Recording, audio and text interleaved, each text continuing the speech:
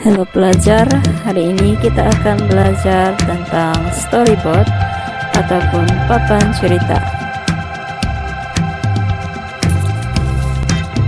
Dalam storyboard ini, kita akan belajar definisi, keperluan, dan elemen-elemen yang terdapat dalam satu papan cerita. Apa itu papan cerita? Papan cerita merupakan lakaran tentang satu tugas yang perlu diselesaikan oleh penulis skrip sebelum memulakan proses pembangunan produk multimedia. Papan cerita hendaklah dilakarkan berpandukan skop yang telah ditentukan. Papan cerita juga merupakan satu jujukan pengaturcaraan yang membolehkan pengaturcara multimedia menjalankan tugasnya dengan lebih licin dan teratur. Kenapa kita memerlukan papan cerita? Papan cerita diperlukan untuk membolehkan semua ahli proyek, terutamanya pengaturcara multimedia, mengetahui apa yang perlu ada pada skrin serta kandungan yang dimaksudkan oleh penulis skrip. Selain itu, papan cerita memudahkan proses pengimplementasian dilakukan di tempat yang berasingan pada masa yang berasingan.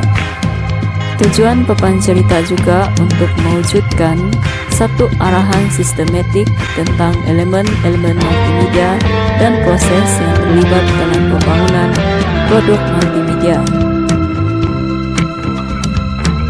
Papan cerita juga membolehkan pakar aplikasi, pakar grafik dan animasi, pakar video dan pakar audio memahami keperluan masing-masing tanpa memerlukan mereka berada pada masa yang sama.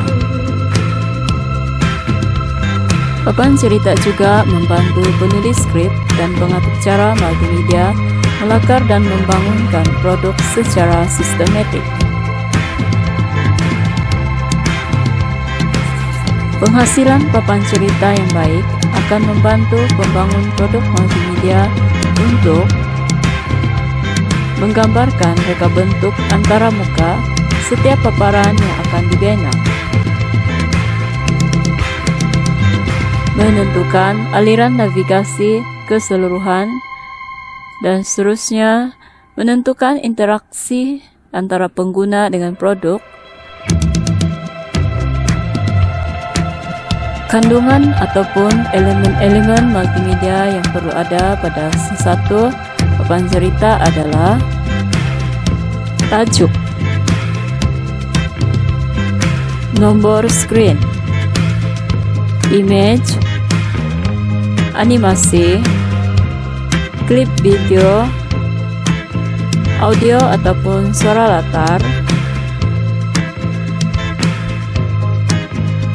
teks, warna ataupun warna latar, nota arahan, dan juga skrip. Berikut merupakan contoh reka bentuk sesebuah papan cerita.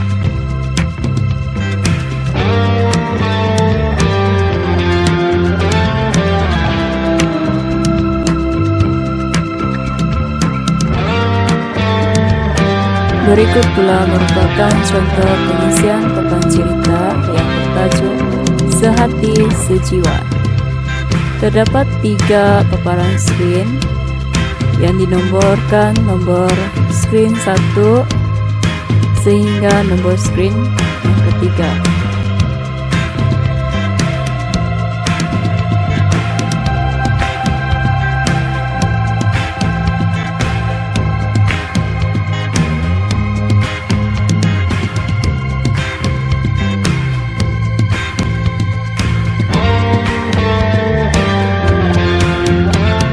Panduan penulisan papan cerita.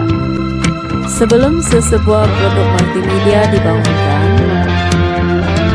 lakaran dan penulisan papan cerita perlu dilaksanakan sebagai panduan untuk membangunkan penelitian tersebut. Proses lakaran dan penulisan papan cerita boleh dilakukan dalam pelbagai bentuk mengikut kesesuaian. Lakaran kasar ini akan menjadi panduan yang amat berguna kepada pembangun berisian. Berikut merupakan panduan penulisan papan cerita. Penulisan elemen tajuk. Pastikan tajuk yang sesuai dipilih. Pastikan setiap papan cerita ditulis dengan nomor screen. Penulisan elemen image pula, pastikan image dinyatakan nama dan juga format file, jenis, dan juga sumber image. Manakala animasi, pastikan nama animasi dan format file animasi ditulis, bentuk animasi, masa ataupun durasi animasi tersebut dan juga sumber animasi tersebut berada. Untuk penulisan elemen klip video pula, pastikan nama video dan format file video ditulis, dan juga durasi video tersebut dan dari mana sumber video tersebut. Manakala untuk penulisan audio ataupun suara latar, pastikan nama dan format file audio tersebut ditulis, dan juga masa serta sumber audio tersebut berada.